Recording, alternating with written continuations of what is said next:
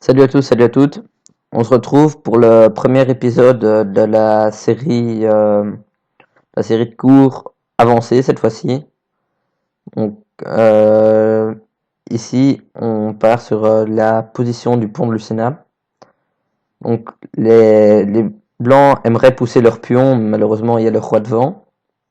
Le roi ne peut pas bouger, ne peut pas aller sur la colonne B parce qu'il y a la tour.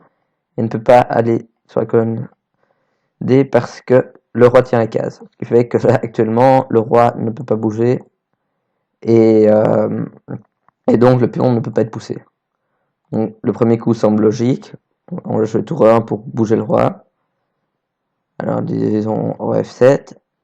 Alors, ici, le roi ne peut toujours pas sortir parce que si jamais on se met à faire un, hop, a toujours des échecs et il ne peut pas laisser tomber le pion. Il ne peut pas laisser tomber le pion. Même s'il veut essayer de partir comme ça, hop, il sera toujours obligé de revenir.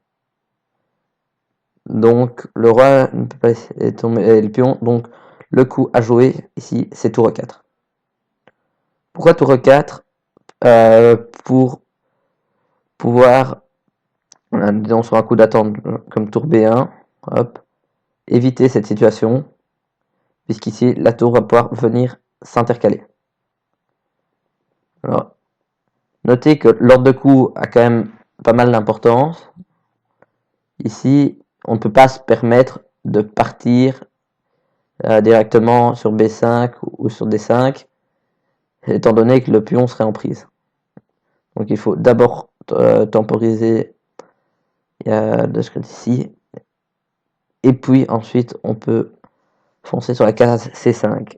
Et à partir du moment où on intercale la tour, imaginez bien qu'après tour prend, le pion va juste à dame. Donc, sinon, une autre réaction des noirs, par exemple, serait une autre réaction que tour B1, par exemple, on pourrait jouer roi D, et,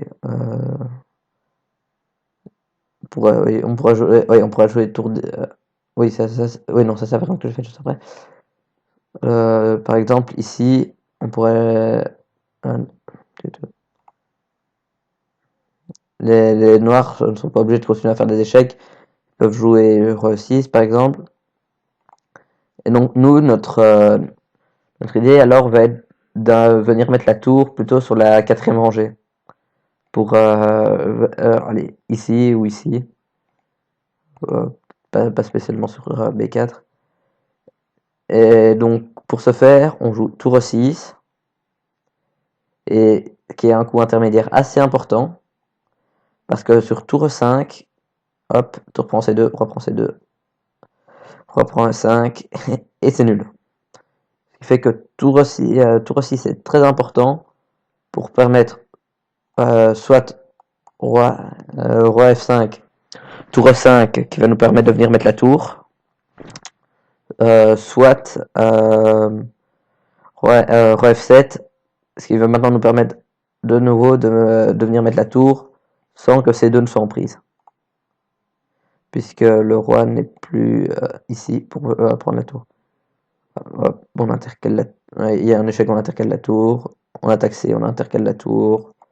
Là, maintenant, on peut venir se planquer ici et le pion va à dame. De nouveau ici, donc ici tour 5. Donc j'espère que vous avez bien compris. Ah oui, aussi petite subtilité. Ici, il est compliqué de jouer tour 5 parce que il y a roi F6. La tour va soit devoir repartir sur la colonne E, soit va devoir changer de colonne. Et à ce moment-là, les cases sur F seront à nouveau disponibles et donc le roi ne pourra toujours pas sortir. Donc la technique donc reste quand même assez simple. Il faut se faire bouger le roi venir mettre la tour sur la 4e si vous êtes les blancs, sur la 5e si vous êtes les noirs, sortir le roi et s'arranger pour pouvoir parer un échec sur la 4e. C'est pour ça qu'on appelle ça le pont de Lucena, puisque c'est la tour qui va faire le pont. Et ensuite, vous voyez bien que c'est gagné.